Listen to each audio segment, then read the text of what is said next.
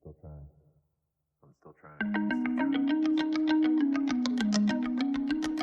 I watched you go from a window down below.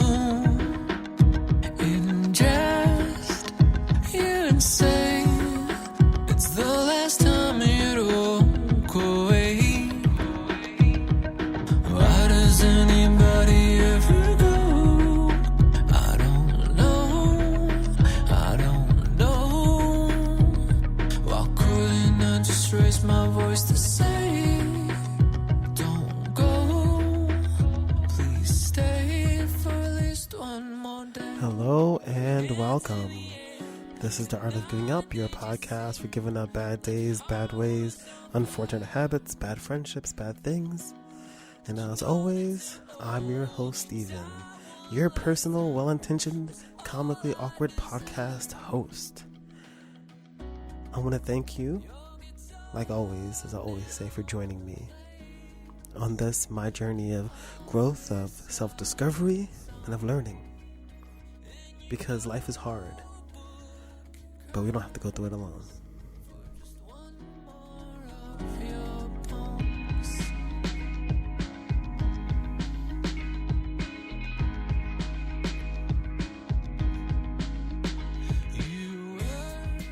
People who know me, and I'll be fair and say, that's not a lot of people. But the people who know me, who really know me, know that I have a lot of interests. I like a lot of things. I love different genres of music, and I love to read, and I like to participate in different activities and go new places, even though I do have a hard time going to new places. When I do bring myself to doing it, I tend to enjoy it. I have political opinions that are very progressive, but empathetic and understanding, and the type of music that I listen to is, it's like varied, and I don't really find myself disliking anything or anyone, and that's something about me that I find interesting. So I pretty much love everything but myself. I love staying in the house and doing nothing, laying there, staring at the TV, but I also love to be outside and to walk and to explore. I love to be alone. I love to meet new people. I love to go to the gym, and I love to be me, lazy. I like kind of everything. And I do find that to be something I really don't understand about myself. And the kind of thing I want to implore other people to reach into themselves and find out, because life is not easy. And I do find a lot of things, a lot of my life to be difficult. However, I'm somehow still here. And the reason I'm still here is because I enjoy more things about life than I don't. And even for me to verbalize that, it feels crazy, because I don't like me. I don't like the sound of my voice. I don't like my lack of motivation or effort, the way that I treat people. I find things that people do to be very annoying. And I mean very annoying. Lip smack. And I know when I do this, you hear a lot of... But I can't help it, okay? Because I suck at doing this. But I love doing this. I love kind of everything about this world,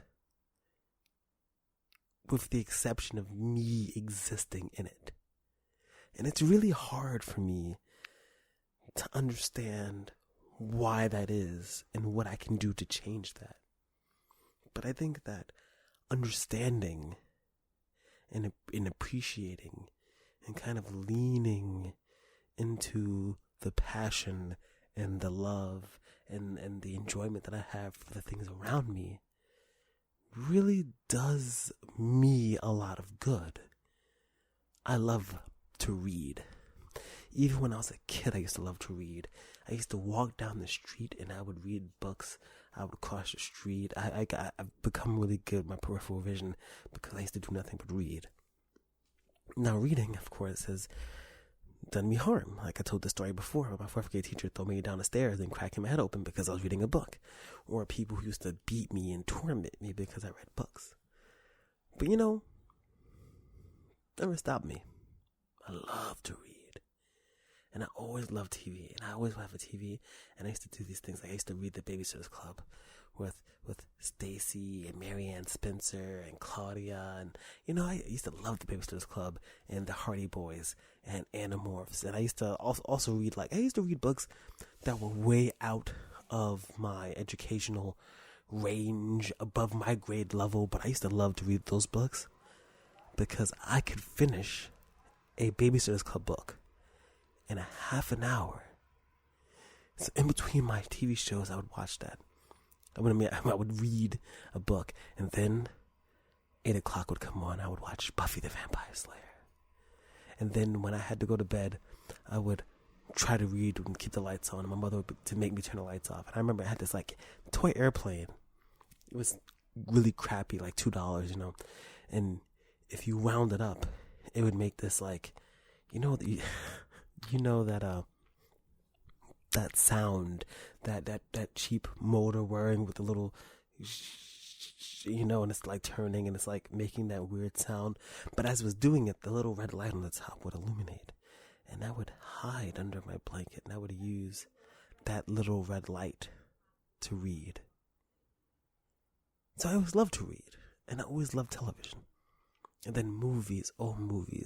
Every year my mother would say to me, she would say, what do you want? Do you want to have a party with your friends from school? Or want to go see a movie? And of course I would always say I would want to go see a movie because in addition to not really having friends, or the friends I have beating me up and treating me terribly, I love the movies. I love going with my mother to movies, and I'm not going to lie, I don't remember every movie that I saw my mother, but I remember Jurassic Park. It's actually a story I'll never forget. I was in Jurassic Park, and memories are iffy and they're a little inconsistent, but we hold on to special moments, and this one is one that I hold on to, where I was sitting in the theater, it was my birthday, and this little girl in front of me, maybe my age, maybe a little bit younger, but my age range, she offered me a piece of her candy bar. I never forgot that. And I love Jurassic Park. And I saw Batman and Robin with my grandmother. And I saw Space Jam with, I think it was me and my grandmother and my mother. And I remember when I was a teenager, which, by the way, when I was a complete jerk and I didn't treat my mother with the love and respect that she deserves, I remember we went to the theater in the Bay Plaza. I can't remember the name of it now. And we saw The Golden Compass, and because we had read the books, because my mother and I used to always read books, and then whenever I would read a book, I would give it to her when I was done, and she would read the book, and we would talk about the books. And that was a book that we had read about because I had a copy of it for years, and I didn't like it. I never went past the first 2 pages, but then one day, when I was with my ex-girlfriend in Georgia, I saw that she had the book, and I read the first 3 pages, and I thought it was so good, so I piled through all 3 books, The Golden Compass, The Subtle Knife, and The Amber Spyglass. And I remembered enjoying them so much, just loving them, right? So we saw that movie, and then I remember I was dating my ex-girlfriend Nova. We saw so many movies, okay? And again, me being outside and around people sucks, but I also love it, and people who see me, they'll be like, wow, you're so amazing. When you're going to social situations, you seem really dynamic and really comfortable. And the truth is, I know I seem that way, but I don't feel that way. But I remember I was in Union Square on, it was actually before, I remember it was Halloween 2008. And I was running around and people were drinking. I was like, yo, give me some of that. And they were like, whatever. And I was drinking people's random liquor. And then I ran into my friend Sybil and her boyfriend Eric. And there had been a girl I'd seen and was talking to. And it turned out she was their friend. And we went, and I had Sparks, which is the first time I ever had, like, went and bought liquor. And it's like, what Four Loko used to be, Sparks was like beer with like caffeine in it. And like, we went to like Prospect Park and stuff, and, you know, and I met this person, and then we went to movies. As a matter of fact, I remember that day, she had to lend me money to eat food because I didn't get paid yet. And then I went home, I got paid. Then I went, picked her from her house, and we went to the movies. I don't remember what we saw. If I thought about it hard enough, I could figure it out. But I remember the theater we went to the 42nd Street Theater, and we saw so many movies to the point where we saw movies that sucked. But I just saw all these movies, and Dragon Ball Z and Street Fighter, Chun-Li, you know. And then after that, I went to meetups for Vampire Freaks. I've been on the website for years. I started going to events and promoting and being part of this community. And I hate doing everything. I hate existing, but I also love it. And I find in myself this weird ability to enjoy things. I have this weird thing inside of me that allows me to go out and to find things and be passionate about them. And no, I'm not passionate enough.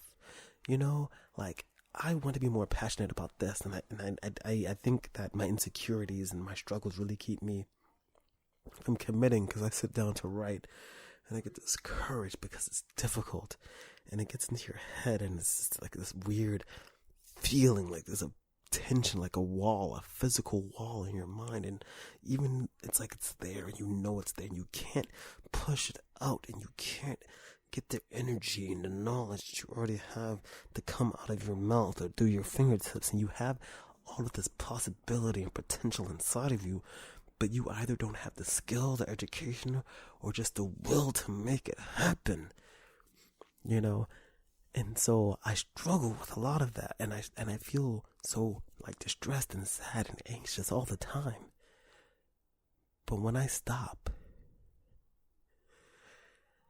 and I allow myself to kind of just live, I find that I'm not happy, but I find myself to be able to love and enjoy a lot. I find myself surrounded by people who I care about and love, and who love me back, even if I don't deserve it. I find myself with friends. I find myself the big-headed kid with glasses who used to annoy people so they would beat me bloody in the street, where they would beat me in my school in front of my teachers, and my teachers would stand there and watch. I have friends. I have friends for years. I have friends going on 18 years of my life. I've known people since the year 2001 who consider themselves to be my friends, my close friends, my family.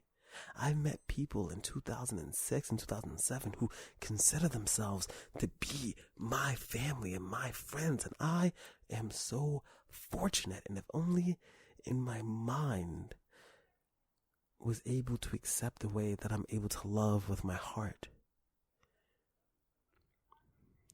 maybe things would be better. But for now, I just need to take in everything that I can and pull it all into my chest, all into my heart. And I need to funnel it and let it flow through me, and maybe one day. When I first left New York, I left all my friends. I remember I called them, and they were like, "Oh, you actually left?" I was telling them for years. My mother said we're moving. And then we just moved. And I'm still this way. Like, I don't like to talk about things. I get very anxious, so I kind of knew it was coming, and I didn't really say anything because I didn't want it to be a thing, and then I just was gone. And fortunately for me, I wasn't gone for more than like 8 months, but I remember I used to have these dreams. about the streets in front of my grandfather's house, about how badly I wanted to feel the concrete through the soles of my shoes, to look at that place that I'd been at my entire life. And that's where I live. And yes, I would love to be rich and have a mansion and travel the world, but I know I'm lucky and I'm very fortunate to be somewhere that I am not only fortunate to be, but I love to be here. So it's hard and it's scary, but you gotta love.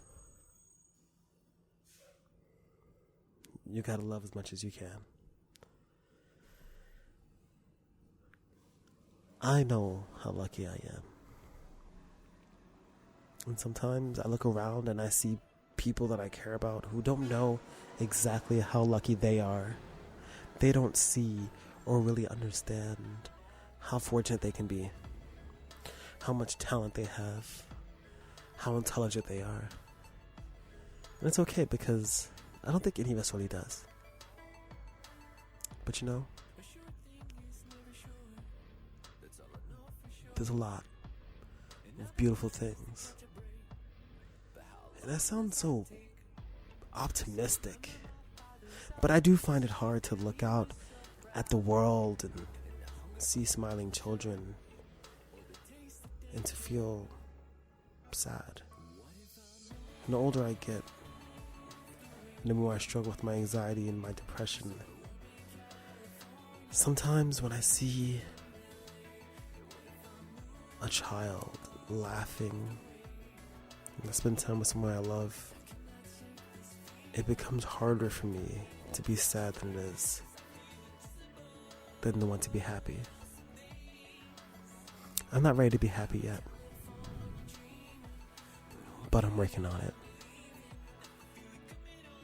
So I want to thank you, yes, you again, for joining me on this, your podcast. As always, if you want to reach out and contact me, be part of the community, DA Art of Giving Up on Twitter, Art of Giving Up on Instagram, The Art of Giving Up on Facebook, and Art of Giving Up podcast at gmail.com. Remember, happiness is a habit. Peace.